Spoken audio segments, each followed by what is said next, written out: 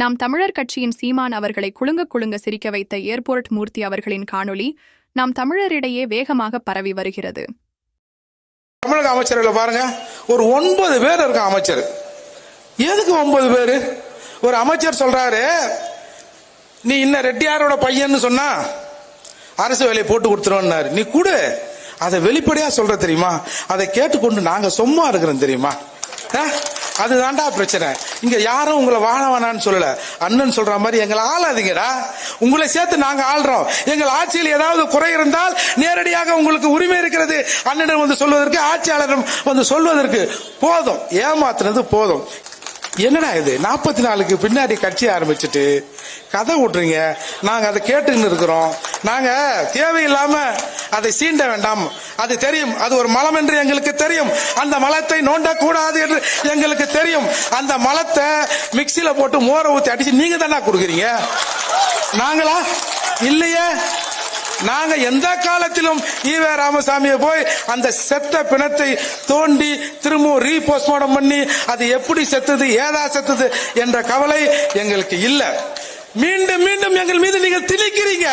அரசியல் சீமானோடு முடிஞ்சுட்டா, சீமானை ஏதாவது பேசி கீசி இருங்கண்ணே பாத்துக்கலானே அப்படின்னு சொல்லி கூட ஏதாவது பண்ணலான்னு பார்த்தா பின்னாடி இருக்கிறவன் அடங்க மாட்டான் போல இருக்குது. சொல்ல போனால் இந்த அரசுக்கு நமக்கெல்லாம் அண்ணன் ஒரு வகையில துரோகம் பண்றாரு. அண்ணன் இந்த கட்டுப்படுத்தலனா இவங்க அசிங்கப்பட்டு போயிடுவாங்க. அண்ணன் ஒரு தலைவர் என்ற முறையில் இந்த இயக்கத்தை, நாம் தமிழர்களை, பொதுவாக தமிழர்களை ஒரு ஒழுங்கான சீரோடு நடத்த வேண்டும் என்று இவர்களை கட்டுப்படுத்தி வைத்துக் கொண்டிருக்கிறார்.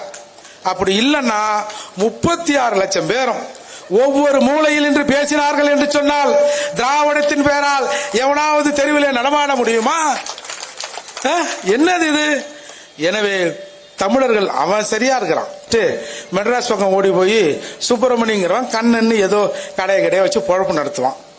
அந்த மாதிரி இவங்க என்னவோ திராவிடம்னு சொல்லி சொல்லி சொல்லி திருட்டு பயல்க மாதிரி, நம்ம திருடன்னு சொல்லல, திருட்டு பய பேரை மாத்துவோம். அத மாதிரி இவர்கள் பேரை மாய்த்து வைத்துக் கொண்டிருக்கிறார்கள். அதனால் இவர்கள் திருடராக இருப்பார்களோ என்று இன்றைக்கு ஒரு இளைய தலைமுறை பேசுது. எங்களை பார்த்து ஏன்டா நீங்க திருடன்றீங்க, எங்களை பார்த்து திருடன்றீங்க, வேற யாரை தான் பார்த்து சொல்றது? ஏயா உங்களையே நாங்க திருடன்னு சொல்லலாம். யோ, அந்த வார்த்தையை தமிழ்ல இருந்து நாங்க எடுத்து என்னையா, அதுக்கப்புறம் நாங்க யாரை பார்த்து சொல்லுவோம்? சும்மா ஒரு அண்டா திருடுறவன், ஒரு குண்டா திருடுறவன், ஒரு கள்ளப்பருப்பி திருடுறவன், டீ கடைக்கு போனா 2 போண்டா எடுத்து திருடுறான அவனையா நாம சொல்லுவோம்? 30,000 கோடி லீக்கேஜ் என்ற முறையில் வருமானம் வருகிறது என்று சொன்னவர்கள், கருணாநிதி வகைரா தன் வாழ்நாளில் சம்பாதித்த காசை விட குறுகிய காலத்தில் 30,000 கோடியை சம்பாதித்து வைத்து இதை எங்கே வைப்பதுன்னு தெரியலங்கிறான். எங்க ஒரு 50 ரூபாய் எங்கன்னா வச்சிட்டோம்னா, ஐயோ எங்க வச்சமோ தெரியலையா, எங்க வச்சமோ தெரியலையா, எங்க வச்சமோ தெரியலையா, எங்க வச்சமோ தெரியலையா அப்படின்னு அழுது கொண்டிருக்கிற இந்த சமூகத்துல 30,000 கோடியா? எப்ப நான் சொல்லல, நம்ம மரியாதைக்குரிய பிடிஆர் தான் சொன்னாரு, நிதி அமைச்சரா இருந்தவர். அது வேற, ஏன்னா அவர் கணக்கு அப்ப சரியா தெரியும் இல்லையா. 30,000 கோடியை எங்க வைக்கிறதுன்னு தெரியலன்றான். ஒரு 10 ரூபாய் பாக்கெட்ல இருந்து கீழே விழுந்துட்டா ஐயோ தொலைஞ்சு போச்சுன்னு தேடுறான். பிள்ளைக்கு ஒரு பிஸ்கட் வாங்கி கொடுத்துருக்கலாமே அப்படின்ற சமூகம் இன்றைக்கு தமிழகத்தில் இருந்து கொண்டு இருக்கிற போது 300 கோடின்றான், 4 கோடி வாட்சிங்கிறான், 5 கோடி வாட்சிங்கிறான். என்ன 5 கோடி வாட்சினா ரிவர்ஸ்ல காட்ட போகுது? இல்ல வாட்சே டைம் அண்ணா இந்த டைம் நல்ல டைம் தானே அப்படியா சொல்ல போகுது? ஈரோடு இடைத்தேர்தலில் திராவிட முன்னேற்றக் கழகத்தை எதிர்த்து போட்டியிடும் ஒரே கட்சியாக நாம் தமிழர் கட்சி இருக்கும் நிலையில் சீமானின் கரங்களை பலப்படுத்தும் விதமாக பல்வேறு அரசியல் செயல்பாட்டாளர்கள், அமைப்பினர் மற்றும் தலைவர்கள் நாம் தமிழர் கட்சிக்காக வாக்கு சேகரிக்கும் விதமாக பேசி வருகிறார்கள்.